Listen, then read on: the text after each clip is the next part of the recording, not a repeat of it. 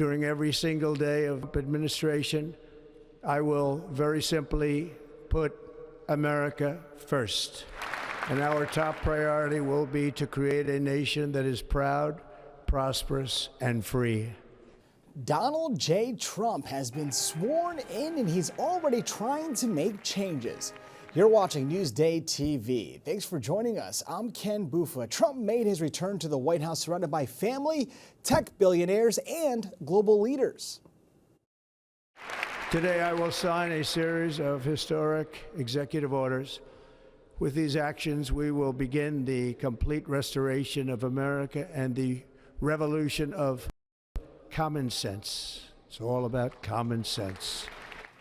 During the ceremony, he spoke about his priorities. All illegal entry will immediately be halted, and we will begin the process of returning millions and millions of criminal aliens back to the places which they came. We will reinstate my Remain in Mexico policy. Newsday columnist Joy Brown explains how the president wants to handle immigration. What does he want to do? One, he wants to declare a national emergency at the border. Two, he wants to direct the military to prioritize keeping immigrants out of the country. He wants to do away with asylum. One of the more controversial ones is he wants to do away with birthright citizenship. After the inauguration, former President Joe Biden left the Capitol in Marine One. Now, Sherry Einhorn witnessed the inauguration at a Trump watch party in Kings Park. The crowd here at Shanahan's in Kings Park erupted into cheers as Donald Trump was sworn in as the 47th president. I'm really elated. I'm so happy. I almost had a tear in my eye watching this. The golden age of America begins right now. Moments after being sworn in, Trump promised to make big changes, some immediately. Excited, enthused, ready for a change. I'm hoping a lot of things change. Prices, immigration, gas. I'm hoping that business is going to be built up and our country's going to come back to the way it used to be. Some Democratic leaders who were at the inauguration say it's time to look past disagreements when possible. There's things that the president said that I thought were not so great, that I disagreed with, or I thought were inappropriate. But I'm choosing to focus on the things that we should work together on. And we should focus on addressing the southern border and dealing with illegal immigration. We should deport criminals. He promised in his speech he's going to rapidly reduce prices. I mean, that would be great.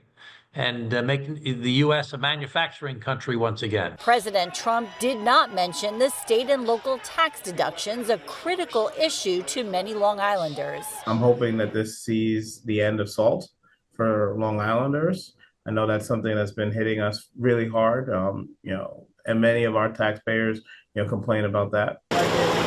In Ronkonkoma, supporters say they're excited for the start of this new administration. I just want common sense, law and order back. For Newsday TV, I'm Sherry Einhorn.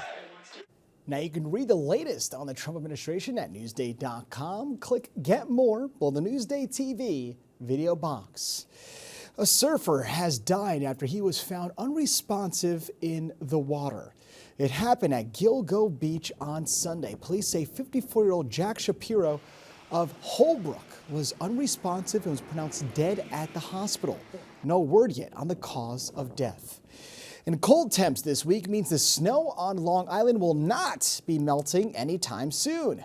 You're looking at the snowfall in Manhasset. The National Weather Service recorded just over 2 inches of snow at MacArthur Airport.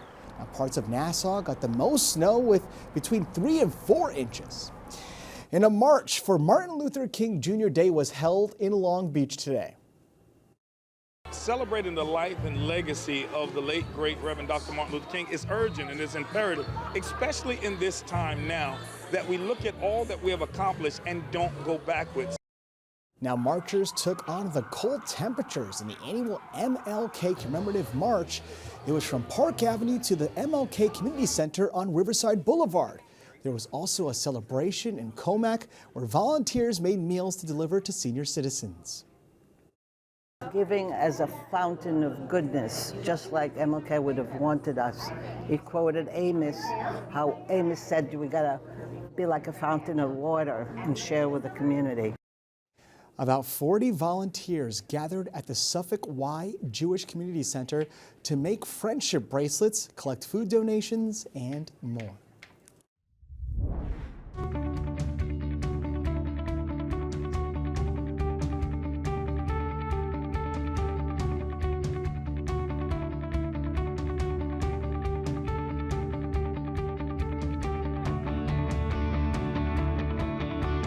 Newsday Sports is brought to you by King O'Rourke Automotive Group. Players say Southampton boys basketball is like a family in more ways than one. Carissa Kelman has a story you'll see only in Newsday.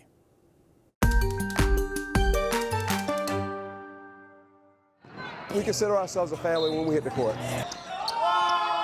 In Southampton, it's more than just basketball. It's about family. There is probably 5 kids up there that are related. One set of twins, and the twins have a brother that's on the team too, so you get 3 from the same household on the team. This squad's real home court advantage is the unbreakable bond between brothers and cousins, whose family chemistry off the court translates directly into victories on it. We all grew up together, like playing in the backyard. Everything just like flows naturally with us, because like we have the chemistry like together. Tyson's backyard, always been together, always been a family, and I feel like that's what makes us better than other teams. Now they share the varsity court, where they helped Coach Lamison hit a monumental milestone, his 500th career victory. They all were a part of it because without them it wouldn't have happened. We get to celebrate with him and have a great season with him. He's been having great seasons his whole life, and 500 wins is a big thing for him. As the Southampton squad continues to make its mark this season, one goal is clear: win a state championship. There's some pressure on them because of all the winning that came before them, so they don't want to be that group that didn't win. All of our older cousins did something here, so now we just want to fulfill their shoes and do something here too. In Southampton, Carissa Kelman, Newsday TV. Now, to read more about this story, go to Newsday.com, click Get More below the Newsday TV video box.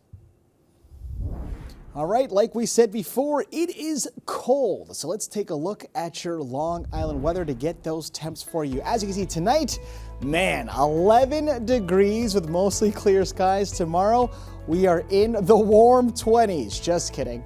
It's going to be pretty much chilly all day with clouds overhead. And as for that 7-day forecast, well, there is some sun peeking in, but the temps are really not warm at all. This snow is going to stick around for a while.